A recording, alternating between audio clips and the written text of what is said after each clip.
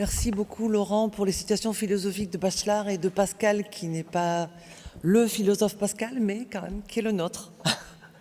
Donc on continue avec grand plaisir, toujours sur ce niveau d'excellence, avec David Cassagne, qui va nous parler de l'IA générative, des IA génératives. Merci beaucoup.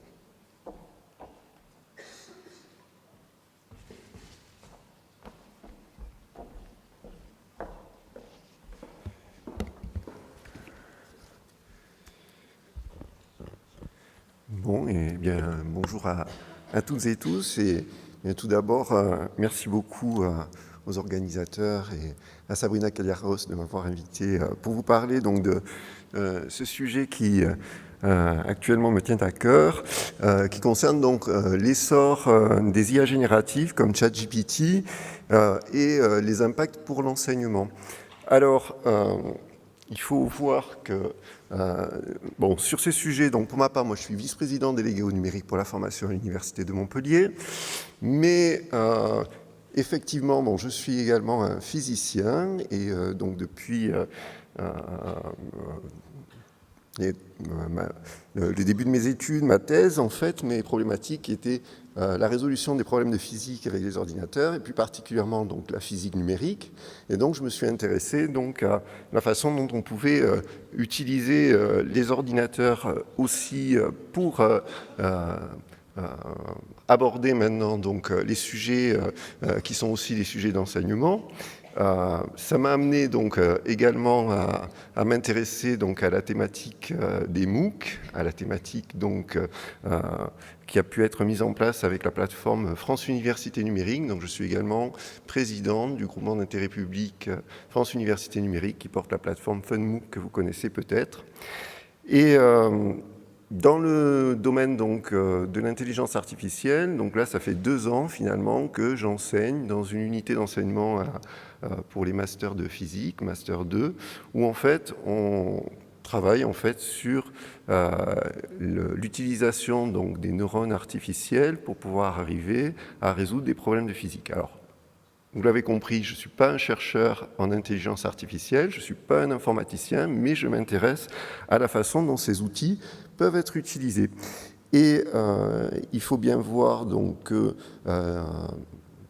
comme je vous le disais, donc, par exemple, dans le domaine donc, des neurones artificiels, mais maintenant, c'est quelque chose qui est assez facilement accessible, puisqu'il y a des bibliothèques qui existent en Python, et donc on peut arriver à travailler avec ces outils assez facilement et les utiliser aussi pour résoudre des problèmes de physique. Alors voilà, bon, ces éléments, c'était un petit peu pour introduire d'où je parle, et on va plutôt maintenant rentrer donc dans le sujet. Alors, ce que je voudrais déjà, c'est la première chose, c'est vous situer un petit peu où se placent finalement donc ces intelligences artificielles génératives. On parle beaucoup d'intelligence artificielle, d'accord, mais il faut voir que quand on parle d'intelligence artificielle, c'est quelque chose de très vaste. Vous avez dans l'intelligence artificielle donc ce qu'on va appeler déjà les systèmes experts. Donc dans des systèmes experts, qu'est-ce qui se passe? Eh bien, on va avoir finalement des règles que l'on va définir, qu'on va donner à la machine, et finalement la machine va se comporter comme un expert, elle va sembler être intelligente parce qu'elle va être à même finalement d'orienter un diagnostic par exemple à partir des règles que l'on a définies. Mais à l'intérieur donc, de l'intelligence artificielle, vous avez une sous-partie qui concerne donc, le machine learning. Donc le machine learning, c'est ce qu'on appelle l'apprentissage automatique. Alors déjà, ce machine learning, il faut voir que c'est un autre paradigme dans la programmation. En effet, ce qui se passe quand vous faites du machine learning, ce n'est plus cette fois-ci vous qui donnez les règles à la machine, c'est la machine qui va construire elle-même les règles. Par exemple, donc vous allez entraîner la machine en lui donnant 10 000 images de chats, 10 000 images de chiens, en lui disant « ça c'est des chats, ça c'est des chiens ». Et en fait, c'est elle-même qui va construire les règles qui vont lui permettre par la suite, quand on va lui présenter une nouvelle image, de dire « je considère que cette image, c'est un chat à 90%. » Donc déjà, dans cet aspect apprentissage automatique, on est dans une sous-partie finalement donc, de l'intelligence artificielle. Et à l'intérieur donc, du machine learning, vous avez la partie donc, qui concerne le deep learning, ou ce qu'on appelle l'apprentissage profond, et là, qui est basé finalement sur des réseaux de neurones artificiels. Ok, alors on va parler maintenant donc de ChatGPT. Donc ChatGPT, c'est un sujet qui fait le buzz dans les médias depuis sa sortie, en fait, le 30 novembre 2022.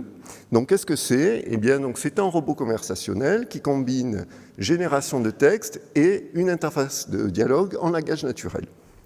Alors, c'est effectivement basé donc sur des réseaux de neurones artificiels. Donc pour la version qui était la version 3.5, c'est 175 milliards de paramètres. Alors, il faut bien comprendre que quand on a ces réseaux de neurones artificiels, en fait, ces paramètres, ça représente en fait finalement les connexions qu'il peut y avoir entre les neurones. Et ce qui se passe, c'est que lorsqu'on fait donc l'entraînement de ce réseau de neurones, eh bien, les poids de ces connexions, ces paramètres, donc, sont adaptés de façon à obtenir les réponses que l'on veut. Donc, il repose sur deux choses. Donc, d'abord, ce qu'on appelle un LLM, donc c'est un grand modèle de langage ou grand modèle linguistique. Et le GPT que vous avez, donc les trois lettres, donc G, c'est pour générative. Donc, effectivement, là, on va être dans des réseaux de neurones qui vont être génératifs, qui vont pouvoir créer des de nouvelles productions. Pre-trained, donc c'est quelque chose qui a été entraîné. Donc là, comme je vous donnais l'exemple tout à l'heure, dans le machine learning, effectivement, on entraîne. Donc là, il faut voir que c'est entraîné sur un corpus qui est très très large, qui correspond à peu près à l'ensemble des textes que vous pouvez trouver sur Internet, 1000 milliards de mots. Et puis, sur une technologie qu'on appelle le transformer, qui est une certaine architecture donc, de réseau de neurones, qui est récente, puisqu'elle a été publiée en 2017 par des chercheurs de Google. Donc ça, c'est le volet grand modèle de langage. Donc ce modèle de langage a été entraîné sur les textes et finalement, il a acquis une espèce de un ensemble de règles sur la structure du langage, sur quelles sont les statistiques qu'il peut y avoir entre l'apparition donc, de tel ou tel mot dans telle cohérence au sein du texte. Donc, il va être capable de générer des textes. Maintenant, la deuxième chose qui est présente dans ChatGPT, c'est toute une dimension qui a été faite par la suite d'apprentissage par renforcement. Parce que le problème, c'est que quand vous avez comme ça ces modèles de langage, eh bien, ils peuvent vous produire des textes qui sont racistes ou autres. En fait, ça va générer du texte, et ce texte, ce qui va compter, c'est uniquement qu'il soit cohérent au niveau linguistique. Donc, la couche qui est très importante donc, dans ChatGPT et qui fait aussi son succès, c'est que derrière, il y a eu tout un entraînement qui a été fait donc, au travers d'un apprentissage par renforcement. Donc, dans l'apprentissage par renforcement, c'est-à-dire que le réseau que vous avez, donc le modèle de langage va générer des textes, mais ces textes-là, on va lui dire, ça c'est acceptable, ça c'est pas acceptable, ça c'est bon, ça c'est mauvais, et ainsi de suite, de façon à l'entraîner et à faire ce qu'on appelle un alignement, c'est-à-dire de faire quelque chose qui va correspondre finalement à des attentes d'humains et puis également donc s'assurer que on va pouvoir écarter la production donc de contenu qui pourrait poser problème. Et donc il a pu y avoir par le passé comme ça des robots conversationnels qui avaient été mis en ligne et puis très vite ils s'étaient mis à produire des propos racistes et bien sûr mais on avait été obligé de les arrêter. Or là ChatGPT finalement donc cet apprentissage par renforcement qui a été fait donc avec un feedback humain a permis de faire que maintenant, c'est relativement contrôlé, c'est-à-dire qu'il y a un certain nombre de questions, quand on les lui pose, il est capable de dire qu'il n'y répondra pas. Alors, c'est un outil donc, qui a été développé par une société américaine qui s'appelle OpenAI, qui est une société avec un partenariat très fort avec Microsoft. Et donc là, pour parler plus particulièrement de ChatGPT, donc c'est des usages qui vont être très variés sur du texte, mais ce qu'il faut voir en fait, c'est que finalement, quand ces modèles de langage sont entraînés. Quand on arrive à un certain nombre de paramètres, c'est-à-dire à plus de 100 milliards de paramètres et à un entraînement très fort, eh bien finalement, on va avoir des compétences émergentes qui vont apparaître. Et c'est-à-dire que ce n'est pas simplement quelque chose qui va avoir la possibilité donc d'enchaîner des mots et de prédire des mots comme vous pouvez l'avoir sur votre téléphone, puisque c'est un petit peu le même principe, hein, quand vous êtes sur votre téléphone et qu'on vous propose des mots à la suite. Eh bien finalement, le fait d'avoir été entraîné sur un très grand nombre de textes, d'avoir été entraîné aussi beaucoup sur du code informatique, eh bien ça va lui donner des compétences émergentes qui vont être assez génériques. Donc il va pouvoir répondre à des questions, il va pouvoir écrire des textes, des courriers, des poèmes, des codes informatiques, il est très performant sur ça. Il peut être un instrument donc, pour de l'idéation, proposer des plans, faire des résumés, des traductions, corriger. Vous pouvez lui donner un texte et lui demander de corriger son orthographe ou d'améliorer les formulations. Mais il y a aussi des limitations. Alors, la grosse limitation, mais c'est une limitation qui est extrêmement forte, c'est qu'il va être capable d'écrire des raisonnements qui sont complètement faux ou biaisés. Et la difficulté qu'il y a, c'est que ces raisonnements vont être écrits, vont être complètement faux, mais vont être écrits de manière très fluide et convaincante. Donc, puisque son principe même, hein, c'est d'écrire un texte avec un modèle de langage performant.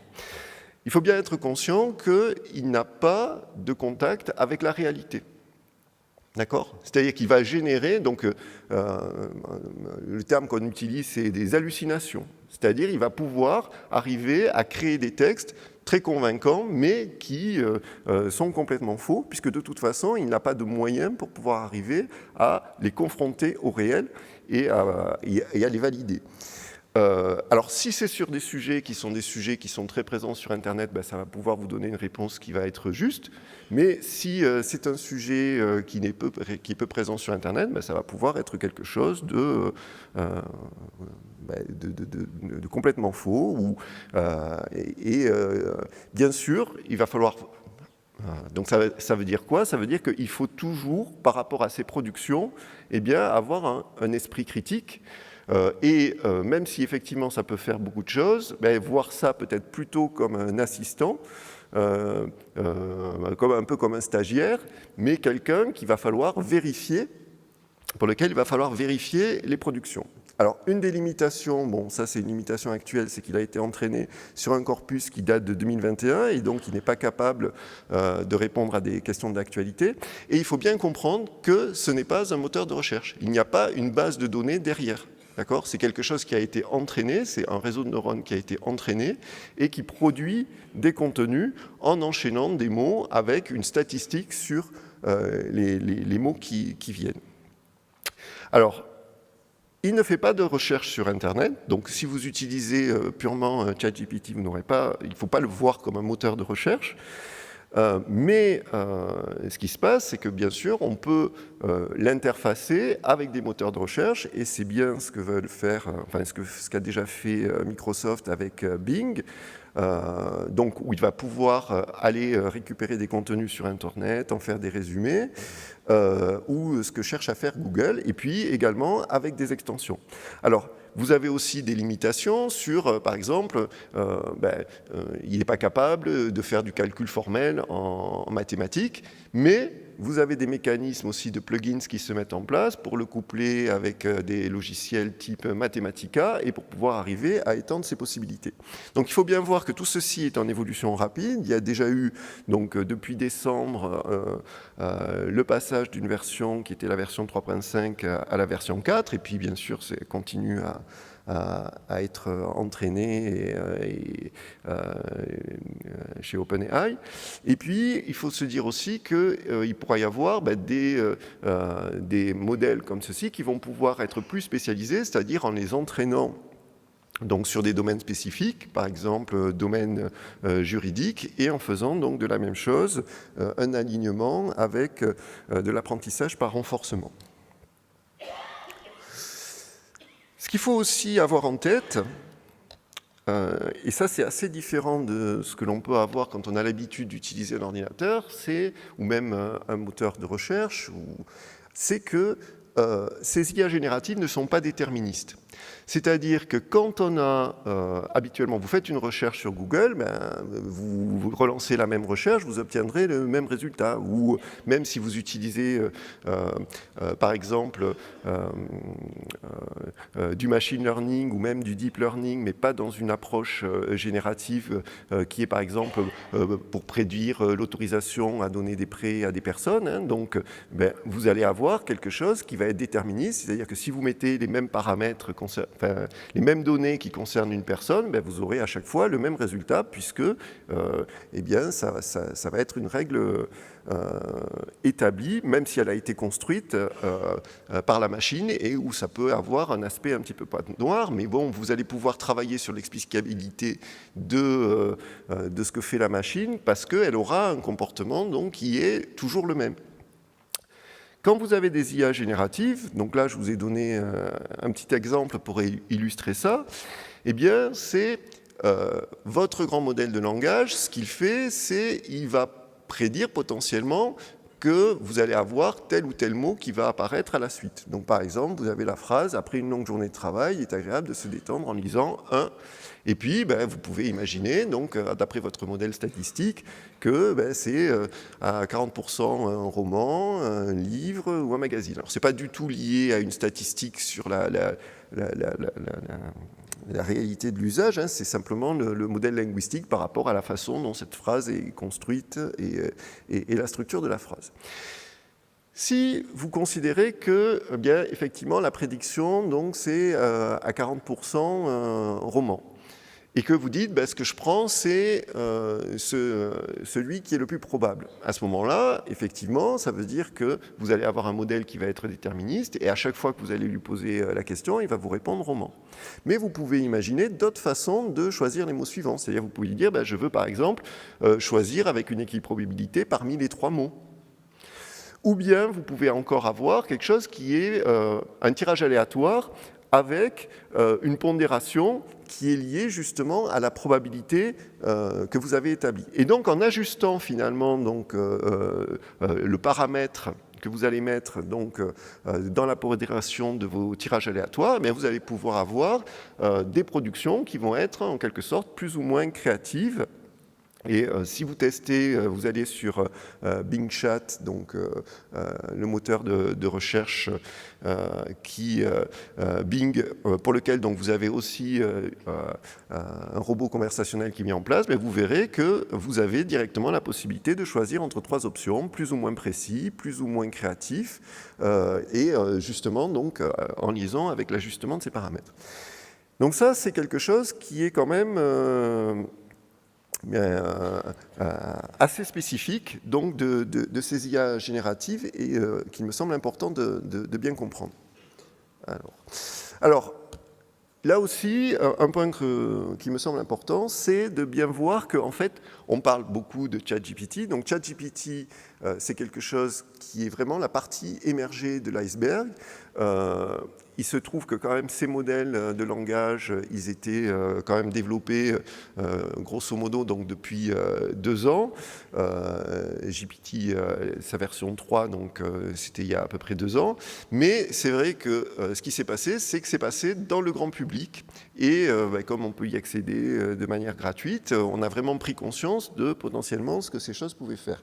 Alors là, je vous en cite quelques autres. Donc bon, je vous ai parlé de Google. Vous avez par exemple un modèle de langage donc, qui s'appelle Galactica, qui avait été développé par Meta et qui était plus particulièrement entraîné donc, sur des articles académiques de recherche, sauf qu'ils ont été obligés de le dépublier 3 jours après l'avoir mis en ligne, tout simplement parce qu'ils faisaient des articles de recherche qui avaient une forme qui était extrêmement convaincante, sauf que ça pouvait être avec des références fausses. Et donc, quand en plus on est sur des domaines qui sont des domaines très spécialisés, ça devient très difficile d'établir la justesse de ce qui est produit. Donc, ils ont dépublié ça très vite.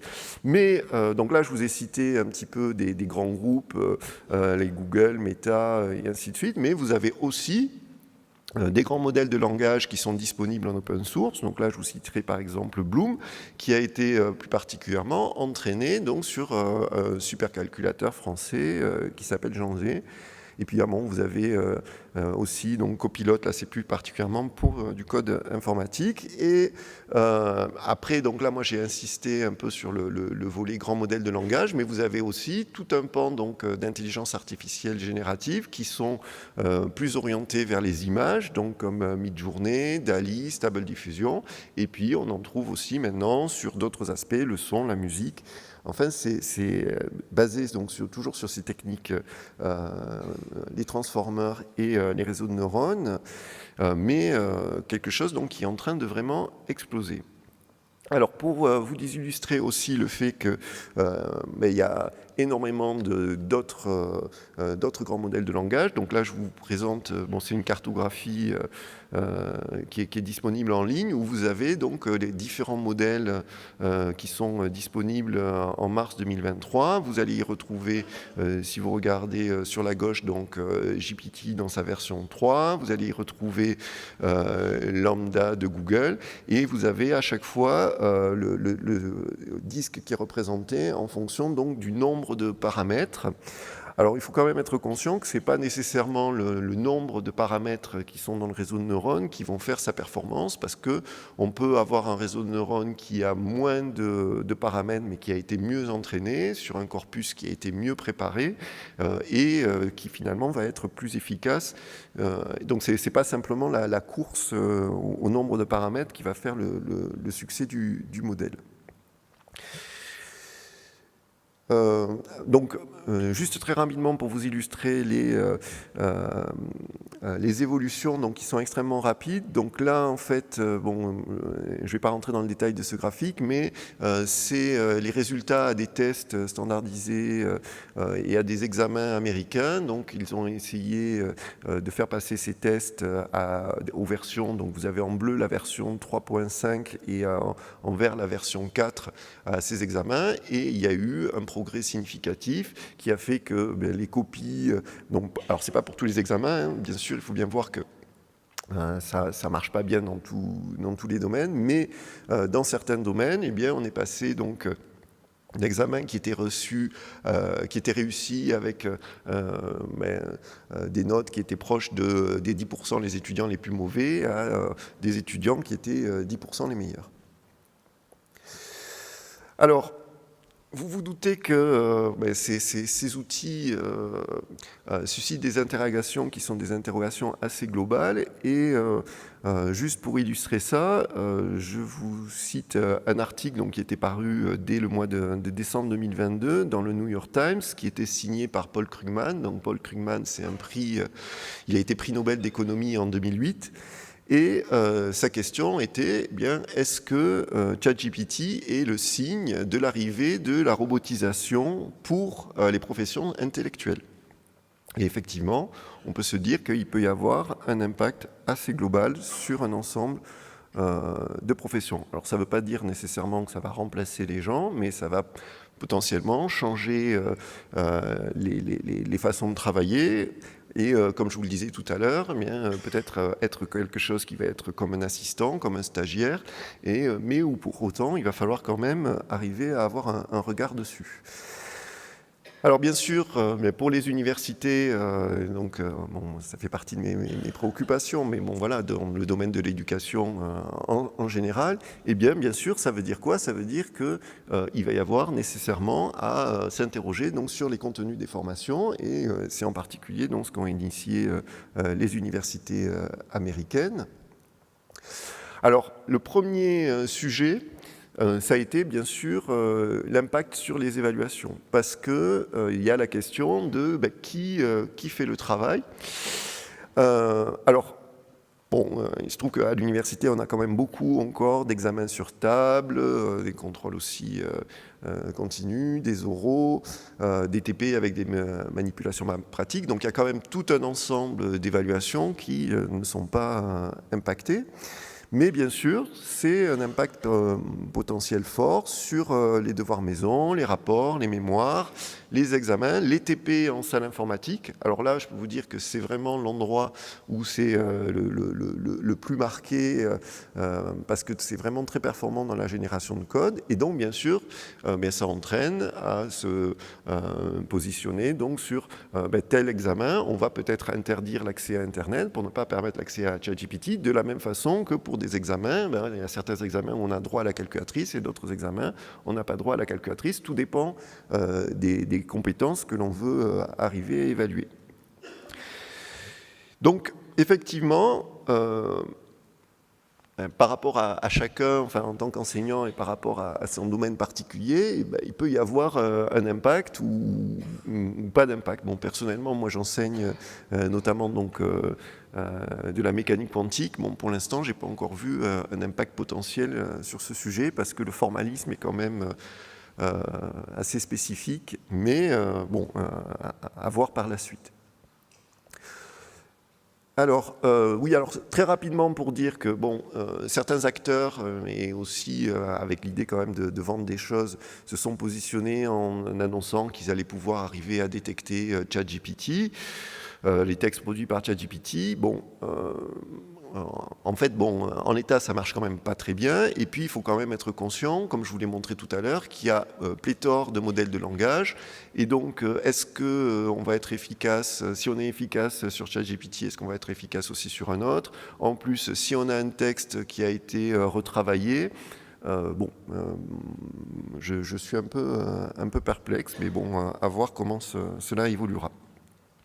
Alors bien sûr, après, ça entraîne des questionnements au niveau des établissements sur quelle politique avoir. Donc il y a des politiques qui peuvent être différentes, donc suivant les acteurs. Donc vous avez d'un côté, par exemple, ici la position d'universités suisses qui disent, ben voilà, on va travailler avec ChatGPT plutôt que l'interdire, et d'autres acteurs, comme Sciences Po, qui a annoncé donc interdire à ses élèves d'utiliser ChatGPT. Alors il faut se méfier quand même des raccourcis qu'il peut y avoir dans les médias, parce qu'en réalité, ils ont aussi fait des fiches pour leurs enseignants sur comment utiliser ChatGPT pour tel ou tel type d'enseignement.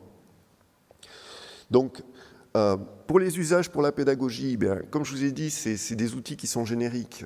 Donc, il y a beaucoup de choses. Donc là, j'ai simplement listé quelques idées, mais ça peut être effectivement un outil qui va être utilisé avec les apprenants pour la réalisation des travaux demandés. Par exemple, on a des enseignants qui l'utilisent sur l'université de Montpellier. Les étudiants, pour faire du code informatique, vont interroger donc ChatGPT, puis à un moment, soit ChatGPT sait pas répondre, soit soit eux, ils ne savent pas vraiment comment l'interroger correctement, parce qu'il faut aussi savoir poser les bonnes questions pour qu'on puisse avoir les réponses attendues, et donc à ce moment-là, ils se tournent vers l'enseignant. Donc ça peut être un outil pour le développement d'esprit critique, puisque comme je vous ai dit, il y a des productions qui peuvent être complètement erronées. Un outil pour l'assistance de l'écriture, ou le débogage de code informatique, un outil pour l'apprentissage des langues, aussi coaching rédactionnel, puisqu'on peut lui donner un texte, lui demander d'améliorer sa formulation et lui dire pourquoi il fait tel ou tel choix par rapport à la façon dont il est rédigé.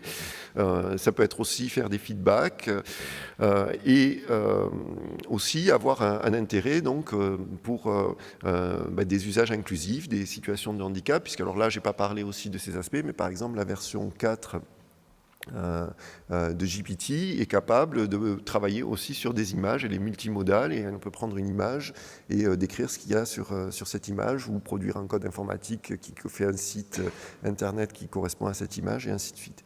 Donc ça peut être utilisé par les enseignants aussi pour la préparation des enseignements, donc comme on l'a vu, pour produire des contenus, des plans, des outils d'idéation.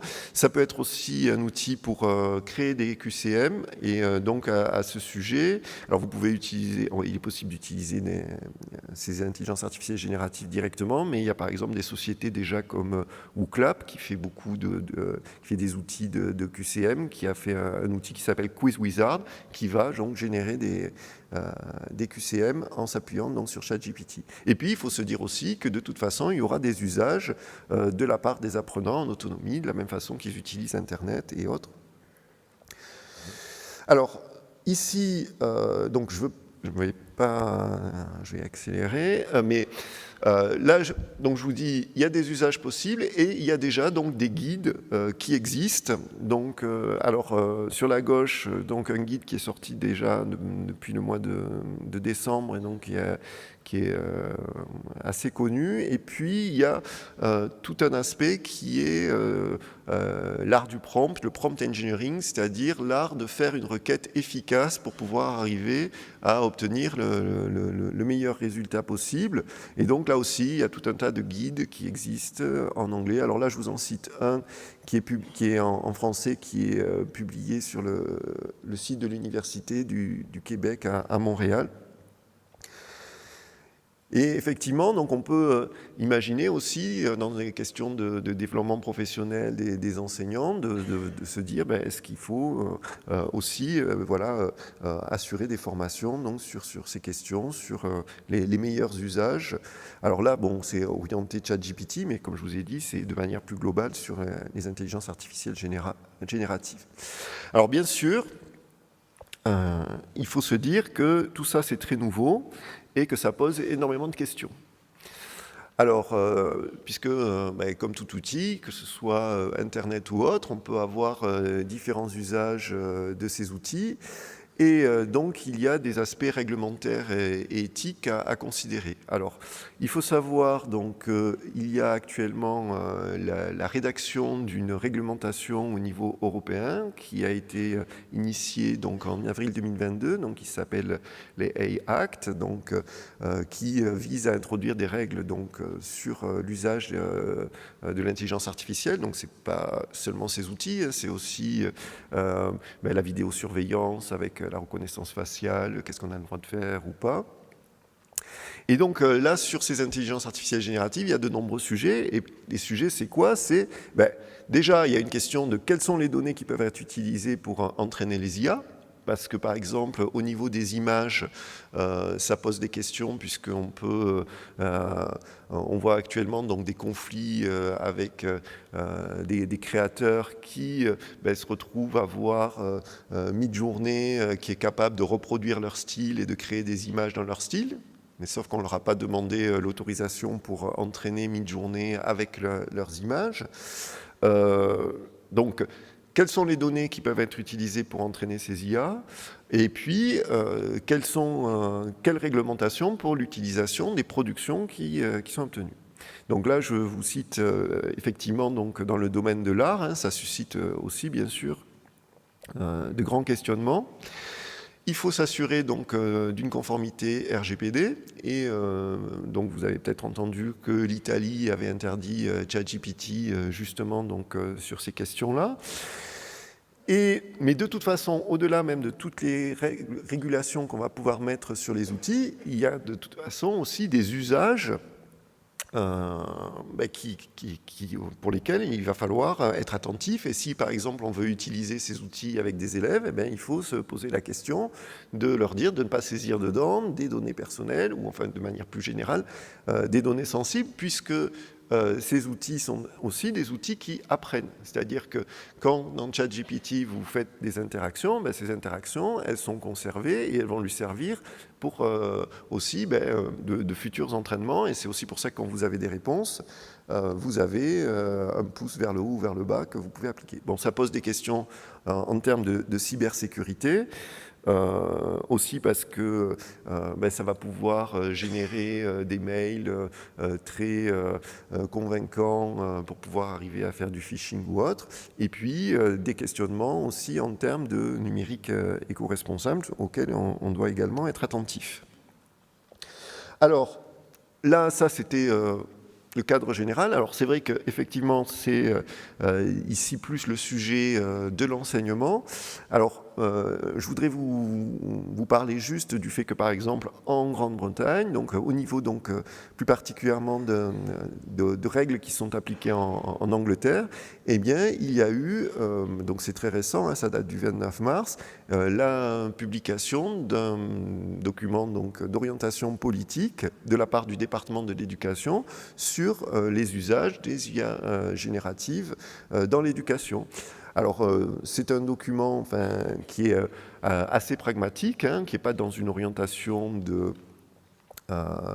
d'interdiction, mais qui précise l'importance qu'il y a aussi de former les élèves par rapport à l'existence de ces outils, d'adapter les usages en fonction des niveaux de développement des élèves, mais également aussi donc, de faire très attention à tous les aspects dont on a parlé en termes de données personnelles ou autres qu'on peut avoir avec ces outils. Donc, si ça vous intéresse, je vous invite à regarder plus en détail. Donc, je vais, comme je pense que je un peu débordé, je vais, et que j'aimerais peut-être vous laisser du temps pour des questions s'il y en a.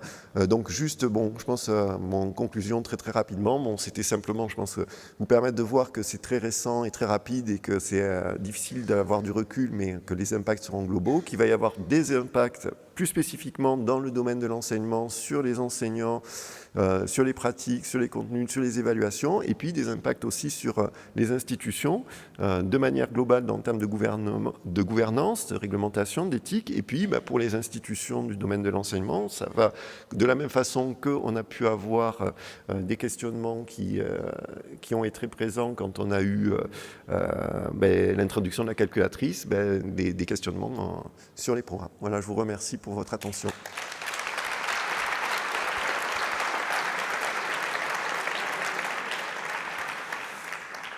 Sabrina.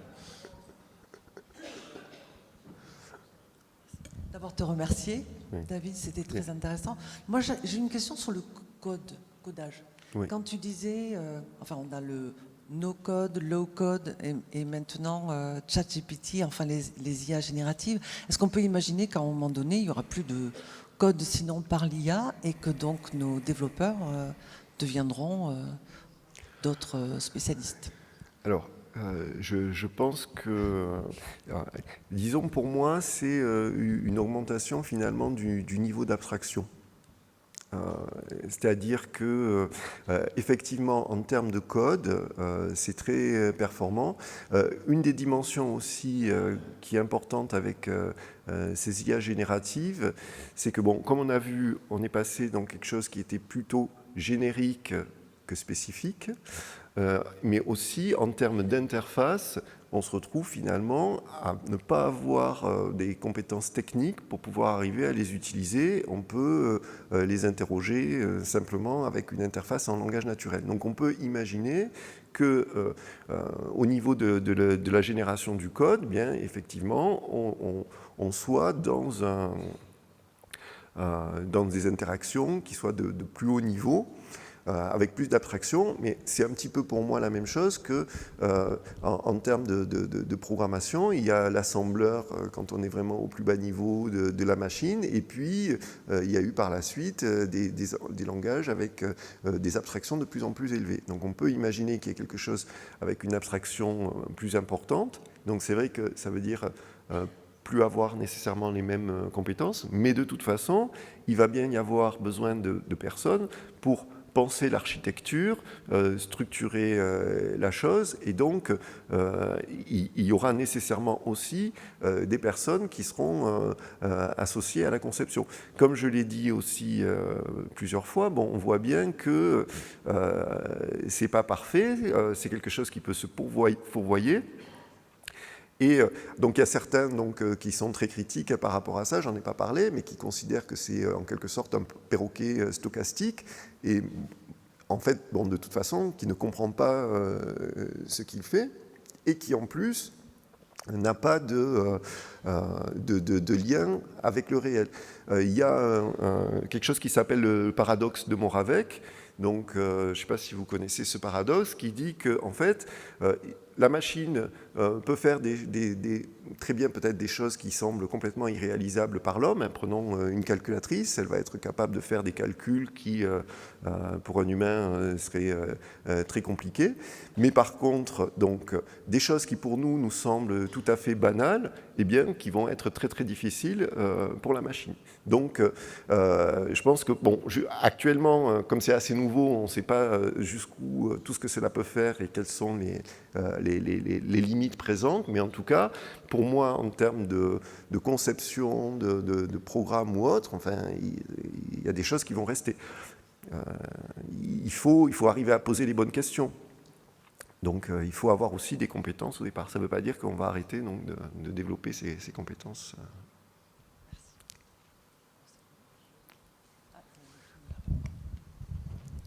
Merci. Oui, bonjour. Que pensez-vous du moratoire, en fait, qu'il y a eu, la demande de moratoire qu'il y a eu aux États-Unis, justement, sur les IA ? La demande de moratoire, enfin, bon, le problème, c'est aussi un petit peu l'origine de la demande de moratoire, parce qu'on voit quand même qu'il y a aussi un certain nombre d'acteurs comme Elon Musk qui peuvent avoir des intérêts financiers à gagner du temps pour aussi être dans la course par rapport à d'autres acteurs. Je pense qu'il y a deux choses en fait qu'il faudrait distinguer. C'est d'un côté la dimension donc, de régulation des produits. Il faut absolument pouvoir arriver à réguler les produits. Et c'est là où pour moi, enfin, je trouve ça étonnant, enfin, cette demande de pause, de moratoire. Mais par contre, il y a toute une dimension qui est une dimension de recherche et pour lequel, de toute façon, il faut continuer la recherche, puisque c'est aussi en continuant donc, la recherche donc, sur ces modèles qu'on pourra peut-être arriver à améliorer les biais qui sont présents.